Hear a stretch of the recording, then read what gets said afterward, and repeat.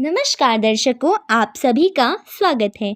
आज हम आपके लिए लेकर आए हैं भगवान कृष्ण से जुड़ी कुछ बातें, कुछ कहानियाँ। आइए शुरू करते हैं। मथुरा की एक कैद में माता देवकी के गर्भ से जन्मे कृष्ण ने अपने आचरण से मानव जाति के सामने कई ऐसे उदाहरण रखे जो जीने की राह दिखाते हैं।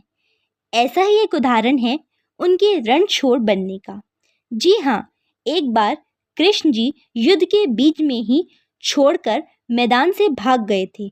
फिर भी शत्रु का वध हुआ और हजारों निर्दोष नागरिकों की सुरक्षा हुई।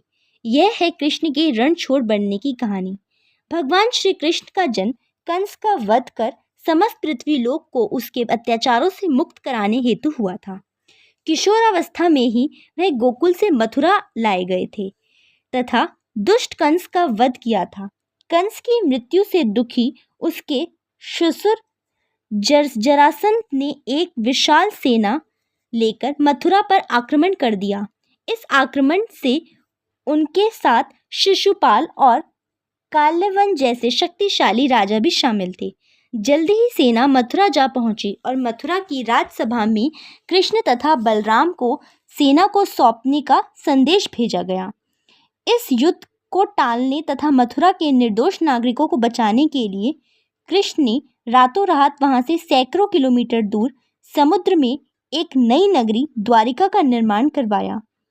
अपनी माया से उन्होंने समस्त नागरिकों, उनके पशुओं तथा संपत्ति को नींद में ही इन नगरी में पहुंचा दिया। अगले दिन सूर्योदय के समय कृष्ण तथा बलराम जरासंध की सेना के सामने जा पहुंचे और उसे लड़ने के लिए चुनौती दी। जैसे ही जरासंध और दूसरे राजाओं ने कृष्ण को मारने के लिए शस्त्र उठाए, दोनों भाई भागने लगे। उन भाइयों के पीछे जरासंध तथा काल्यवान जैसे राजा भी भागने लगे। कुछ ही देर में दोनों भाई बहुत आगे निकल गए और उनके पीछे केवल मात्र काल्यवान रह गए। उसे देवताओं ने वरदान दिया था कि उसकी हत्या किसी अस्त्र या शस्त्र से नहीं होगी। ऐसे में वह निर्भीक था और लगातार कृष्ण का पीछा करते करते एक गुफा में जा पहुंचा। गुफा में राजा मुचकुंद सो रहे थे, जिन्हें इंद्रदेव ने वरदान दिया था कि जो भी उन्हें उठाएगा वह उनके देखते ही जलकर भस्म हो जाएगा। वहां पहुंचकर कृष्ण ने सोए हुए मुचकुंद को अपना पीताम्बर डाल दिया और स्वयं छिप गए। काल्यवान भी वहां जा पहुंचा और सोए हुए राजा मुचकुंद पर पीताम्बर देख उन्हें ही कृष्ण समझ बैठा।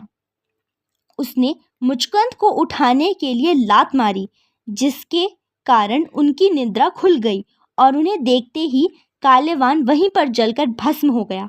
पश्चाताप कृष्ण ने राजा मुचकुंद को अपने चतुर्भुज स्वरूप के दर्शन दिए और उन्हें मोक्ष पाने का वरदान दिया।